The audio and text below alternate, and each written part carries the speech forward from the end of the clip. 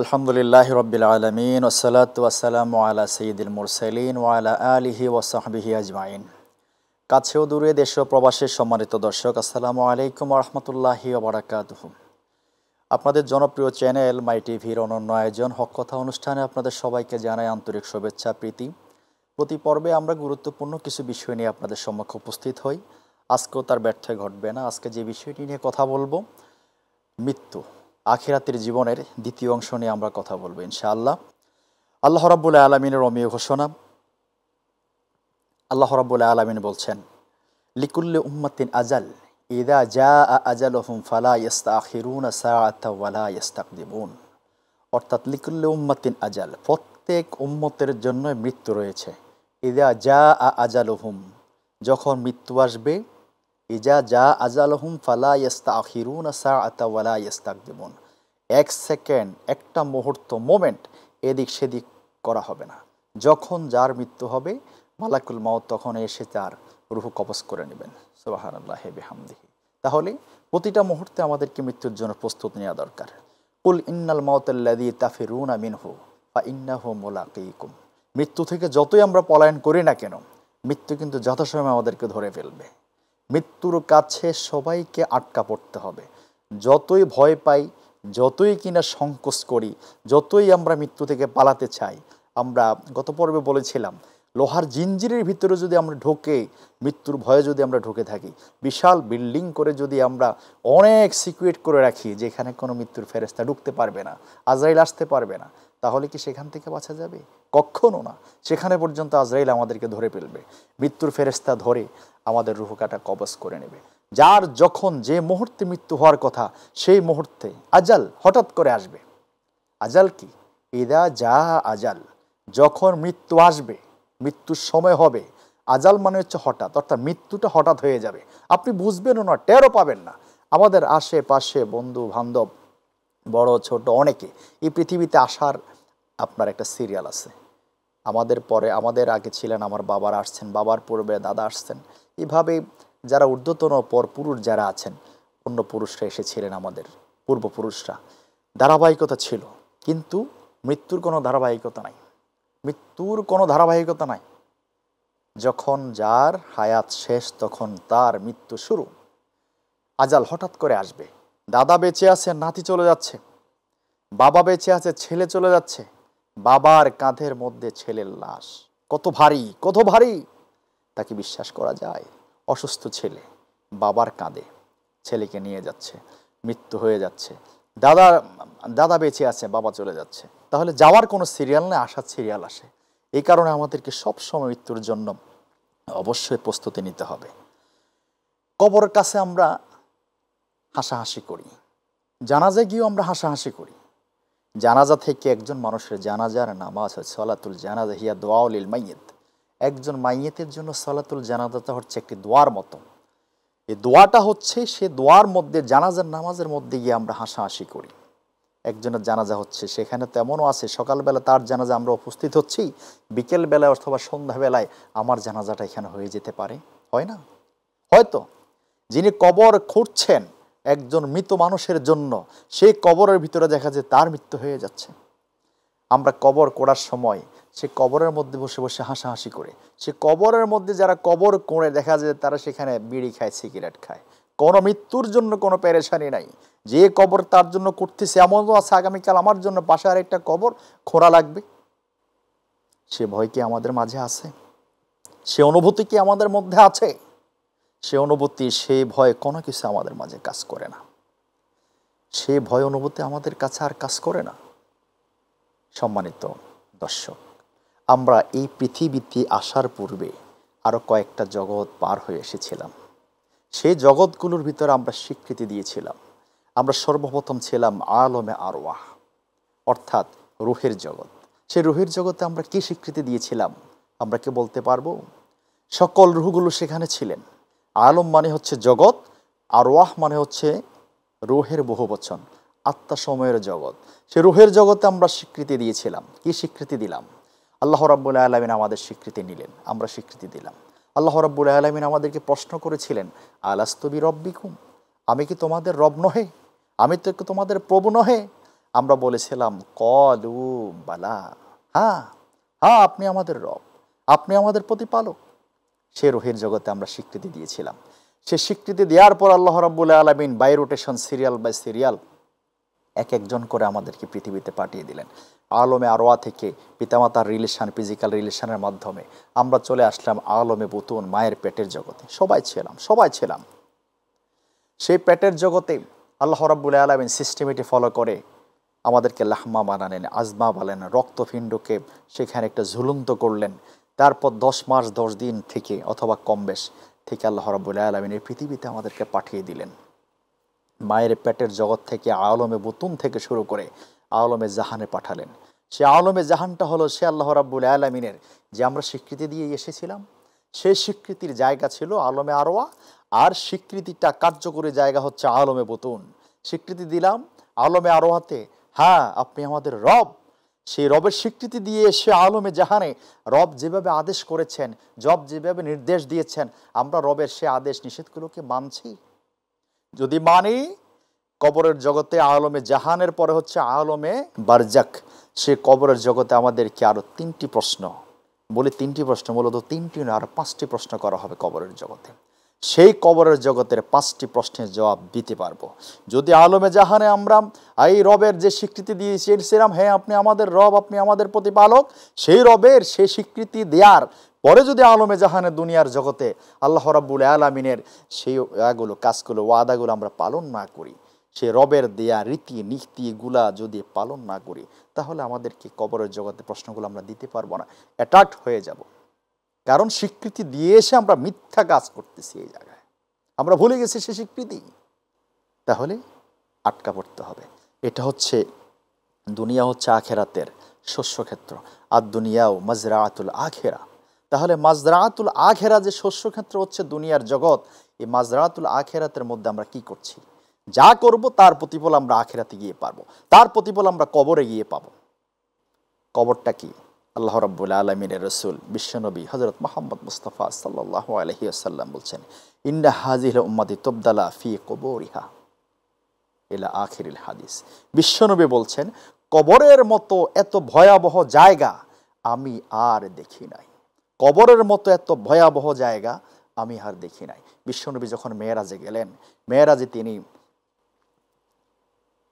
আসমান, জমিন, জাবারুত, মালাকুত, জান্নাত, জাহান্নাম, কবর সব কিছু দেখে আসলেন। বিশ্বনবী বললেন, কবর যে একটা ভয়াবহ জায়গা, এত মারাত্মক জায়গা, এমন একটি স্টেজ, এমন একটি পর্ব, আখেরাতের পর্ব সূচনা শুরু। যার কবরের জীবনটা প্রশ্নটা দিতে পারবে, কবরের জীবনটা সুন্দর হবে, সেরে যেতে পারবে, বাকি যতগুলা মানজিল আছে সকল মানজিলে সে পার হয়ে যাবে। সুবহানাল্লাহি বিহামদি।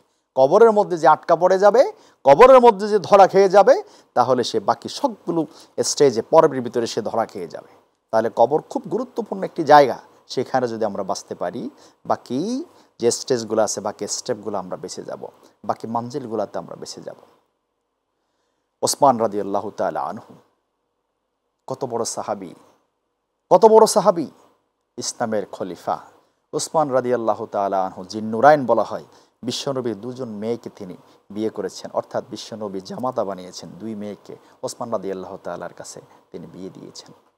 ওসমান রাদিয়াল্লাহু তাআলা আনহু জান্নাতের সুসংবাদপ্রাপ্ত আশারায়ে মুবাশশিরার একজন, 10 জন সুসংবাদপ্রাপ্ত জান্নাতের সাহাবী ছিলেন।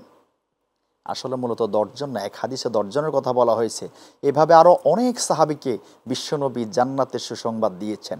তিনি বলেছেন বৈঠক থেকে, ওই যে লোকটা, এখন যে সাহাবীটা আসবে, যে লোকটা আসবে সে জান্নাতি। তাহলে তিনি কি জান্নাতি নয়? তাহলে তো 11 জন হয়ে গেল। এভাবে আরও অনেককে বলেছেন, শুধু 10 জন নয়, অনেকে আছেন জান্নাতের সুসংবাদপ্রাপ্ত সাহাবায়ে কেরামের ভিতরে। সুবহানাল্লাহ। বিশ্বনবীর সাহাবী ওসমান রাদিয়াল্লাহু তাআলা আশারায়ে মুবাশশিরার একজন গুরুত্বপূর্ণ সাহাবী, জান্নাতের সুসংবাদপ্রাপ্ত। তারপরও তিনি যখন কবর দেখতেন, কবরের কাছে দাঁড়িয়ে যেতেন, কবরের কাছে দাঁড়িয়ে তিনি সেখানে তার চোখের পানি ছেড়ে দিতেন, এমন কান্না শুরু করতেন, কাঁদতে কাঁদতে তার চোখের পানিতে গাল বেয়ে দাড়ি ভিজে যেত, তার জামা ভিজে যেত, বুক ভেসে যেত, মাটিতে পর্যন্ত চোখের পানি পড়ে যেত। আল্লাহু আকবার। লোকজন তাকে জিজ্ঞেস করতেন, আমিরুল মুমিনিন, আপনি তো জান্নাতের সুসংবাদপ্রাপ্ত একজন সাহাবী, আপনি তো জান্নাতের ওয়াজ করেন, জাহান্নামের ওয়াজ করেন, আলোচনা করেন, আপনি তো আরও বিভিন্ন বিষয় নিয়ে আমাদেরকে সতর্ক করেন। কখনো তো এইভাবে কাঁদতে দেখি না, কখনো তো এইভাবে কাঁদতে দেখি না, কিন্তু আপনি কবরের পাশে এভাবে কাঁদেন কেন? কি কারণ? ওসমান রাদিয়াল্লাহু তাআলা আনহু বলেন, ভাইয়েরা, আমি জান্নাতের সুসংবাদপ্রাপ্ত সাহাবী হতে পারি, কিন্তু আমি চিন্তা করি এই কবরের মধ্যে আমি কীভাবে থাকব, কবর আমার সাথে কী আচরণ করবে।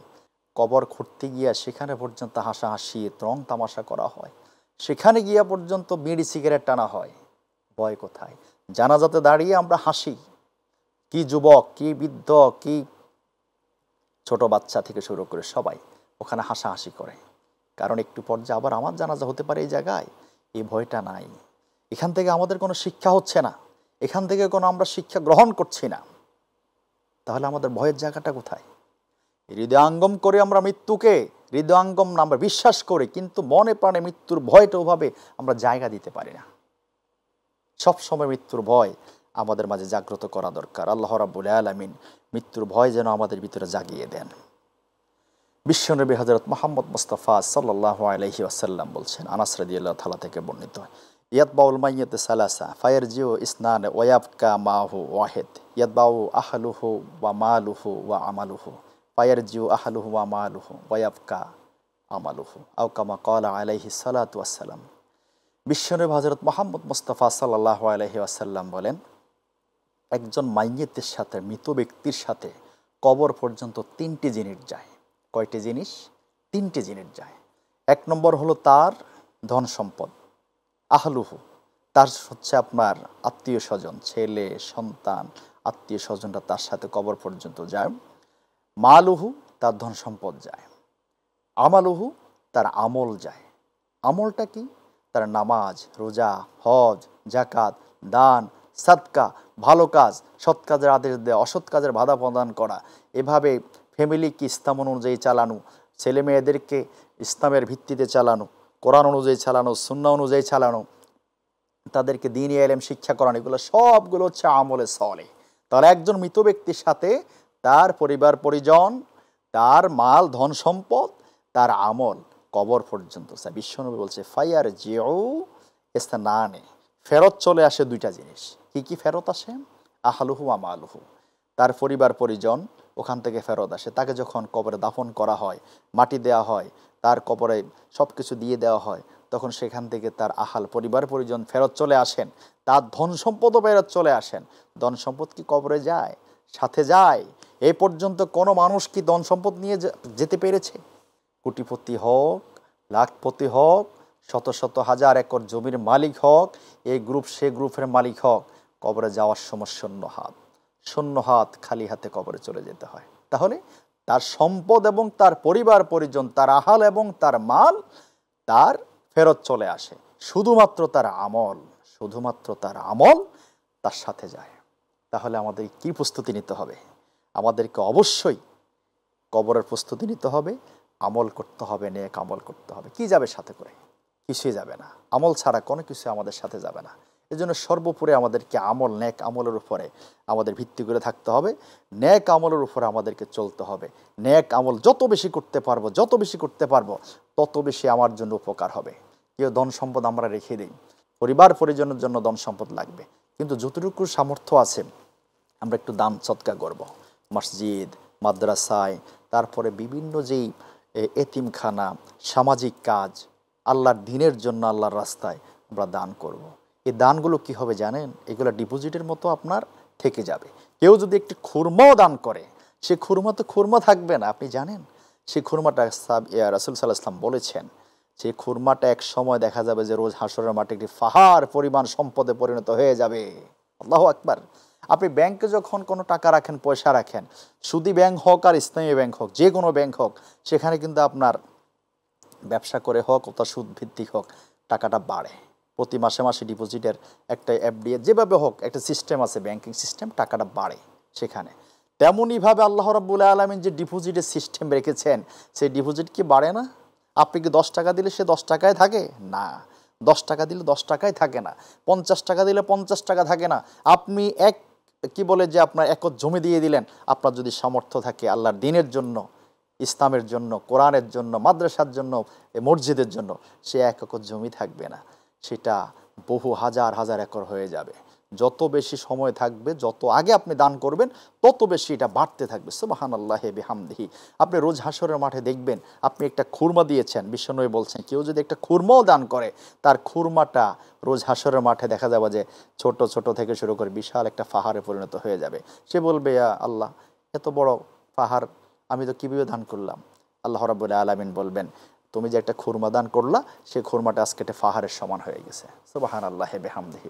তার মানে আমরা ধন সম্পদ যাই থাকুক, আপনি যদি মারা যান, আমি যদি মারা যাই, আমার সন্তান, আমার পরিবার পরিজন, তাদের জন্য অবশ্যই আমরা রাখবো। তাহলে তারা চলবে কিভাবে?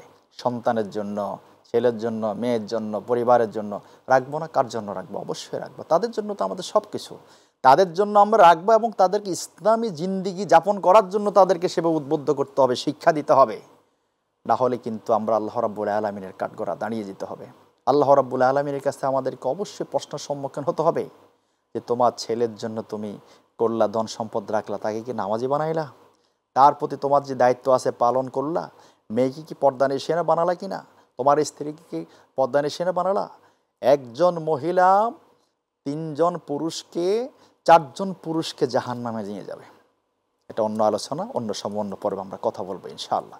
তাহলে ধন সম্পদ আমরা রাখবো তাদের জন্য, আবার নিজে থেকেই আমার জন্য কিছু ডিপোজিট করে যাব। আপনি যদি 500 টাকা দান করেন আল্লাহর রাস্তায়, তাহলে 500 টাকা দেখা যাবে যে 5,000, 5 লাখ টাকার পরিমাণ সম্পদ হয়ে যাবে। আপনি গিয়ে দেখবেন এটা আল্লাহর ডিপোজিট। ব্যবসা না? আল্লাহ রাব্বুল আলামিন তো বলছেন তোমরা আমার সাথে ব্যবসা করো। ব্যবসাটা কি? অনেক বড় ব্যবসা। আল্লাহ সেই ব্যবসার ভিতরে কোনো লস নাই। আপনি শুধু প্রফিট আর প্রফিট, কোনো ড্যামারেজ নাই। সেই ব্যবসা শুধু লাভ, লাভ আর লাভ। আল্লাহ কত সহজ করে দিয়েছেন জানেন? কত সহজ করে দিয়েছেন। এখন যদি আমরা দান করি, 1 টাকা দান করলে 10 টাকা সওয়াব, 10 টাকা দিলে 100 টাকা সওয়াব। আর রমজানে দান করলে 1 টাকায় 70 না, শুধু আরও কত গুণ আল্লাহ বাড়াই দিবেন, তার কোনো হিসাব নাই। আল্লাহ চাইলে আর অনেক বেশি বাড়াই দিতে পারেন। সুবহানাল্লাহি বিহামদিহি। এই কারণে আখিরাতে চিন্তা করে করে আমি সন্তান দিয়ে যাচ্ছি, সন্তানের জন্য সব করে গেলাম, বাড়ি করলাম, গাড়ি করলাম, সব কিছু করলাম, ব্যাংক ব্যালেন্স করলাম। আপনার সন্তান, আমার সন্তান কতটুকু আমার জন্য দেবে তার গ্যারান্টি আছে? অবশ্যই ভালো। আমাদের কলেজার টুকরা সন্তান, তাদেরকে আমরা ওভাবে তাদেরকে শেখাবো, তাদেরকে উদ্বুদ্ধ করব আল্লাহর রাস্তায় চলার জন্য, আল্লাহর রাস্তায় দেওয়ার জন্য। কিন্তু কতটুকু দেবে না দেবে তার কোনো গ্যারান্টি নাই। পরিবেশ সবসময় একরকম থাকে না, আবহাওয়া সবসময় একরকম থাকে না। এই কারণে আমি আমার জন্য করে যাব, আমি আমার জন্য ডিপোজিট করে যাব, দিয়ে যাব আখেরাতের জবাব থেকে বাঁচার জন্য। সম্মানিত দর্শক, তাহলে এই কবরের জিন্দিগিটা এত ভয়াবহ, এত ভয়াবহ বিশ্বনবী বলেছেন। সাহাবী ওসমান রাদিয়াল্লাহু তাআলা আনহু থেকে আমরা জানি তিনি কান্নাকাটি করতেন।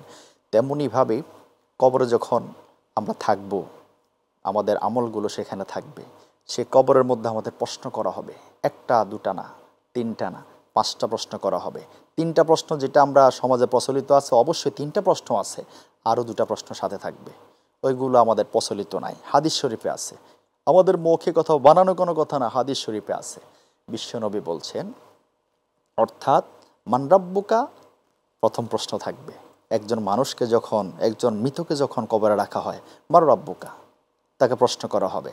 সে যেই রবের স্বীকৃতি দিয়ে আসলো আলমে আরওয়াতে, আলমে জাহানে, দুনিয়ার জীবনে যদি রবের সেই কাজগুলো করে, হুকুমগুলো পালন করে, একেবারে তার 24টা ঘন্টা যদি রবের হুকুমে পালন করে, তাহলে সে দিতে পারবে রব্বি আল্লাহ, আমার রব আল্লাহ। আর যতই মুখস্থ করে যাক পৃথিবীতে রব্বি আল্লাহ, রব্বি আল্লাহ, রব্বি আল্লাহ, সেখানে কবরে গিয়া রব্বি আল্লাহ তার জবান থেকে আসবে না, আসবে না। আর কেউ যদি আরবি নাও জানে কিন্তু রবের স্বীকৃতি দিয়ে আসলো, সেই পৃথিবীর জিন্দিগিতে ইয়াকে আলমে জাহানে আল্লাহ রাব্বুল আলামিনের নিয়ম ও কানুন মেনে, কায়দা কানুন চলে, আইনগুলো হুকুমগুলো মেনে তাকওয়াভিত্তিক জীবন, ইমান ভিত্তিক জীবন, ইসলামী জীবন যদি জিন্দিগি সে ফলো করে, তাহলে আরবি জানা লাগবে না, কিচ্ছু লাগবে না। কবরের ভিতরে তাকে যখনই ফেরেশতা প্রশ্ন করবে মান রব্বুকা, সে জবাব দিয়ে দেবে, অটোমেটিক প্রশ্নের জবাব দিতে পারবে আল্লাহ রাব্বুল আলামিনের পক্ষ থেকে। সে গায়েবীভাবে জবাব দিয়ে দিবে রব্বি আল্লাহ, আমার রব আল্লাহ। রব কাকে বলে? তারবিয়াতুশ শাই ইলা কামালিহি শাইউন ফাশাইয়া, যখন যাহার যে জিনিসের যতটুকুন প্রয়োজন চাহিবার পূর্বে যিনি দিয়ে দেন, ফরিয়াদ করার পূর্বে যিনি দিয়ে দেন, তিনি হচ্ছেন রব। তিনি রবটাকে আল্লাহ, তিনি হচ্ছেন আল্লাহ, তিনি হচ্ছেন রব। এ কারণে আর অনেকগুলো প্রশ্ন, একটা প্রশ্নের কথা বললাম, জবাবের কথা বললাম, তাহলে আরও 4টা প্রশ্ন আছে। এই বিষয়গুলো নিয়ে আমরা অন্য কোনো পর্বে কথা বলবো ইনশাআল্লাহ। আসুন আমরা কবরের জিন্দেগি গঠন করি, আখেরাতমুখী জীবনমুখী করি, ইসলাম এবং ঈমান অনুযায়ী নিজেদের জীবনকে সাজাই। আল্লাহ রাব্বুল আলামিন আমাদেরকে সেই জিন্দেগি গঠন করার তৌফিক দান করুন। ওমা তৌফিক ইল্লা বিল্লাহ। আগামী পর্বে আরও নতুন কোনো বিষয় নিয়ে আপনাদের সাথে সাক্ষাৎ হবে ইনশাআল্লাহ। আসসালামু আলাইকুম ওয়া রাহমাতুল্লাহি ওয়া বারাকাতুহু।